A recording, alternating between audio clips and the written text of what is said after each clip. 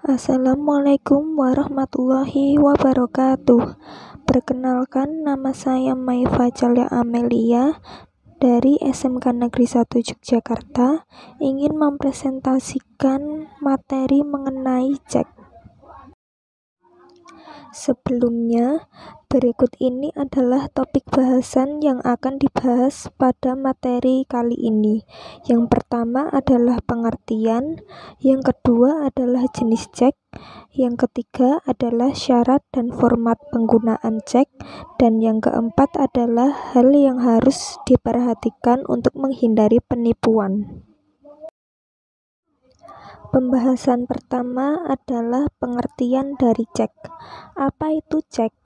Cek adalah surat atau warkat dokumen yang berisi perintah tak bersyarat dari nasabah bank agar bank tersebut membayarkan sejumlah uang yang tertera pada surat itu kepada orang atau pembawanya. Selanjutnya adalah jenis cek. Jenis cek yang berlaku di Indonesia ada 5 macam, yaitu yang pertama, cek atas nama, cek atas ujuk atau pembawa, cek silang, cek mundur, dan yang terakhir adalah cek kosong. Yang pertama adalah cek atas nama. Cek atas nama merupakan cek yang diterbitkan atas nama seseorang atau badan hukum tertentu yang tertulis jelas di dalam cek tersebut. Yang kedua adalah cek atas ujuk atau pembawa. Cek atas ujuk yaitu dalam cek atas ujuk tidak tertulis nama seseorang atau badan hukum tertentu, jadi siapa saja dapat menukar cek atau dengan kata lain, cek tersebut dapat diuangkan oleh si pembawa cek. Yang ketiga adalah cek silang. Cek silang merupakan cek yang di pojok kiri atas diberi 2 tanda silang.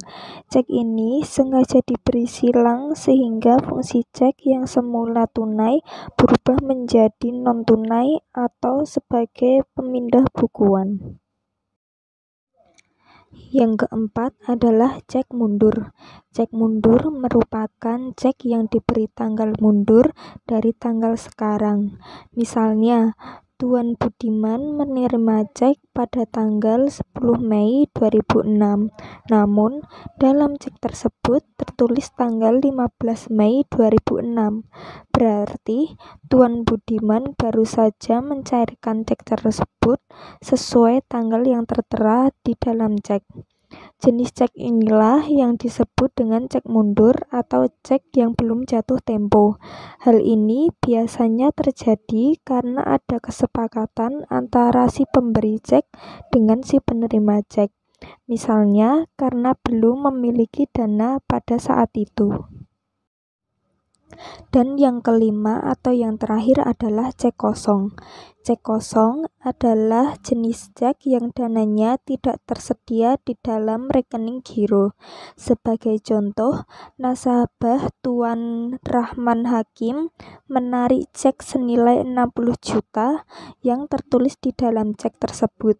Akan tetapi, dana yang tersedia di rekening giro tersebut hanya ada 50 juta rupiah.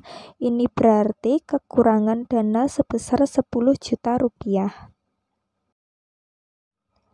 Pembahasan yang ketiga adalah syarat dan format penggunaan cek. Syarat ini berlaku bagi pengguna cek untuk mengontrol peredaran cek serta mencegah adanya cek kosong. Yang pertama adalah cek harus secara eksplisit ditulis dalam lembaran cek. Kedua, cek adalah perintah pembayaran tak bersyarat untuk membayar sejumlah dana atau uang. Ketiga, nama pihak yang membayar nominal tertera dalam cek. 4. Tempat pembayaran cek dapat dan harus dilakukan. 5. Penulisan waktu, tanggal, dan lokasi penarikan atau pencairan cek. Dan yang keenam, tanda tangan basah pihak yang mengeluarkan atau memberikan cek. Lalu, bagaimana jika cek tidak menuliskan tempat pembayaran? Meskipun Bank Indonesia telah menentukan secara spesifik mengenai penggunaan cek, ternyata masih banyak orang yang mengabaikan penulisan tempat pembayaran cek. Bagaimana jika hal ini terjadi dan ditemukan? Di bawah ini adalah beberapa ketentuan menurut Bank Indonesia. Pertama, jika cek tidak memuat lokasi di mana pembayaran dapat dilakukan, Anda dapat mengecek tempat yang ditulis di samping nama penarik. Ini akan dianggap sebagai lokasi pembayaran. Kedua, jika tertulis beberapa tempat pencairan, maka pencairan harus dilakukan di tempat yang ditulis pada urutan pertama. Dan yang ketiga, jika cek tidak memuat sama sekali keterangan tempat di mana cek dapat dicairkan, maka pembayaran atau pencairan dilakukan di kantor pusat bank. Masuk ke pembahasan terakhir adalah hal yang harus diperhatikan dalam penggunaan cek untuk menghindari penipuan. Poin utamanya, jika rekening giro tidak memiliki dana mencukupi, maka cek yang diberikan adalah cek kosong. Poin yang kedua, coretan yang ada pada setiap lembar cek harus ditandatangani pemilik cek. Jadi, tanpa tanda tangan, cek tidak akan berlaku. Poin ketiga, saat cek ditunjukkan kepada bank terkait dan rekening giro tidak memiliki dana yang mencukupi, maka cek disebut sebagai cek kosong. Poin keempat, perbedaan antara nominal angka dan yang ditulis dalam huruf pada setiap lembaran, maka nilai yang akan diacu adalah nominal atau nilai yang tertera ditulis dalam cek.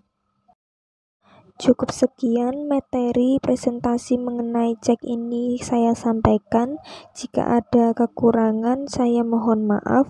Wassalamualaikum warahmatullahi wabarakatuh.